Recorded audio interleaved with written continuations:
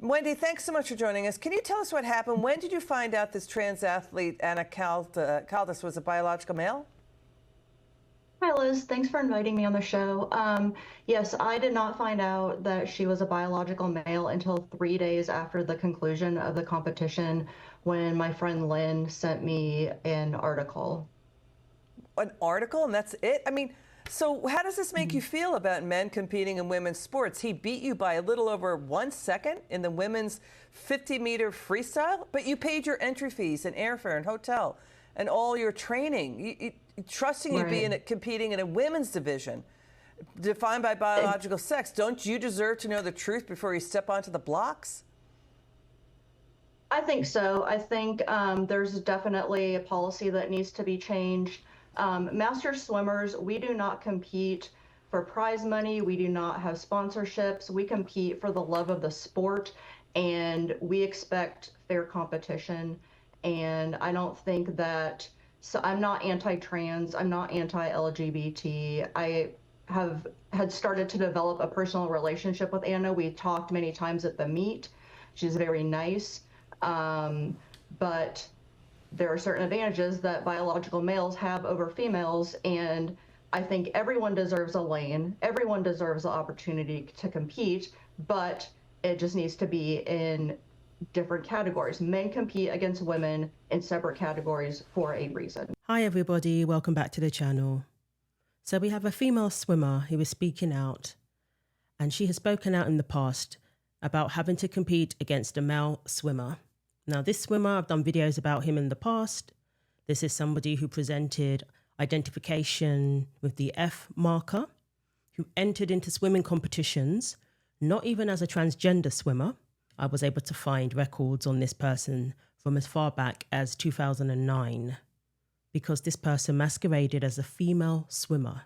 Not only did this individual compete in women's swimming, this person also competed in CrossFit. This is Hugo Caldas, who changed his name to Ana Caldas and then changed his name again to Ana Caldas, which happens to be the same name as his sister. US Masters Swimming has allowed this person to compete for the longest time, even when the worst kept secret was finally acknowledged that this person is male. Hugo continued competing and even won 5 events last year. Now we have a female swimmer who has come forward saying that she has been threatened with a lifetime ban for speaking out about her experience concerning competing against a male athlete at the Masters level. Angie Griffin, an American Masters swimmer, has been told she faces a lifetime ban from swimming, essentially for supporting World Aquatics rules that preserve the women's category for female only in all aquatic sports. When it comes to this story, US Masters Swimming has not looked out for the female athletes, for the interests of the female athletes, and in preserving the female category. At one point, they even called upon the women to help do damage control for them and to speak well of them. But that didn't work, because at the heart of the matter, they have allowed this to continue. So Griffin actually lost a title to this male swimmer, one of the 5 titles that this male athlete took last year. This was at the US Masters Spring Championships in San Antonio, Texas.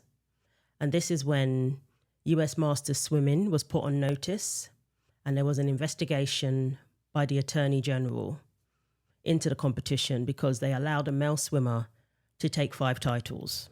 Caldas' claim to the women's prizes in the USA unfolded in spite of a rule agreed by the global regulator in 2022 that no swimmer who had developed past Tanner Stage 2, male puberty, could be eligible for the women's category. So Angie Griffin, along with other Masters swimmers, went on social media to appeal to US Masters Swimming, urging the organisation to follow World Aquatic rules. She pointed out the unfair nature of allowing males to race against females. Responses to her comments included attacks that were overtly aggressive and even openly misogynistic. Yet US Masters opened a disciplinary process against Griffin after accepting the word of a complainant advocating that World Aquatic rules should effectively be ignored. Those rules include the need for athletes to take a sex test if required to prove their eligibility for the women's category. So Hugo has been banned for 5 years because he refused to take a simple cheek swab, a non-invasive sex test. Now, clearly he should be banned for life from the women's category because Hugo is male and has been competing for the longest time in the women's category.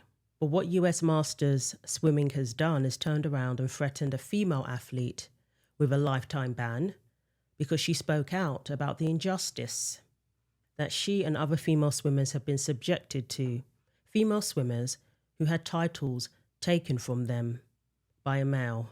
I lost a national title to a man. Last April, at the US Masters Swimming Nationals in San Antonio, I unknowingly raced a male in the women's category. I finished second and watched my title awarded to him. He won 5 women's national titles that weekend. I spoke up, and now I'm facing a potential lifetime ban from my sport. This same athlete has taken women's titles and prize money across multiple sports. After nationals, it was widely reported that the athlete dominating the women's field was male. Several of us filed protests and posted online. I asked US Masters for fairness and to address a policy that allows men to compete in women's events. Instead of addressing the policy, they filed a grievance against me, charging me with unsportsmanlike conduct. Not for cheating, not for lying, but for saying men and women's sports is unfair. World Aquatics has already removed this athlete's times in recognition from the women's category, but USMS expects me to stay silent or face losing my own times in recognition. Women's sports can only survive if women are allowed to tell the truth. I'm Angie Griffin. If you believe women's sports are for women, stand with me. Visit SaveMastersSwimming.com and sign the letter. So they've turned around and threatened a female athlete who spoke up against this with a lifetime ban, but for years protected the male athlete and didn't even give these women the courtesy of informing them that this person is male. US Masters Swimming has allowed this person, this male athlete, to masquerade as a female, to essentially cheat. Hugo acquired 5 titles just last year. How is this any different from doping? Yet they turn around and threaten the female athletes with punishment for saying that this is wrong, for urging US Masters Swimming to simply follow World Aquatics. That is not unreasonable. So please follow the link in the description and sign this letter. Women deserve fair sports, and they have the right to stand up for themselves without being silenced. The man involved lied to officials, lied to competitors, hid his sex for years, competed in World Aquatics competitions against the rules, and refused to provide evidence to the contrary, for which he is currently banned. He cheated numerous women out of national titles, state and national records, continental records, world records. He has stolen thousands of dollars in prize money, displaying nothing but dishonesty and poor sportsmanship for the entirety of his athletic career. But this is not the swimmer USMS is banning. In fact, they have deemed him eligible to continue competing in the women's division. The athlete they are seeking to ban is simply a woman who spoke out against all of the above. It's absolutely absurd that they're giving this treatment to the female swimmer, rather than the male who cheated his way into women's competitions. But they're turning around and accusing the female swimmer of bad sportsmanship. And to think this organization had the nerve to ask the female swimmers to help them with their PR push. Lost a national title to a man, spoke up, now facing a lifetime ban. Women's sports and free speech are on the line. You can even track this person's time competing as a man. According to Grok, his results were unremarkable, and he was not a standout or elite male competitor. And this was from around 2002 to 2004. They would compete in the women's category to achieve what they were unable to achieve while competing against men. And this is at the masters level. So these women sacrifice a lot in order to compete. They're doing it for the love of the sport.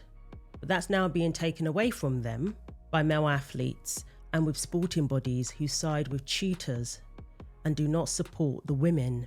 So let's support Angie and let's send a message to US Masters Swimming that this is unacceptable. And it's about time that the organisation starts supporting the women. It's about time that they offer protection to the female athletes rather than keeping things from them, having them compete against men unsuspectingly, and then turning around and threatening them with punishment when they speak up and say that that is wrong. So let me know what you think. Thanks for watching. Like, comment and subscribe. Take care of yourselves, and God willing, I will see you in the next video. And thank you to everybody who has hyped my videos. It is much appreciated.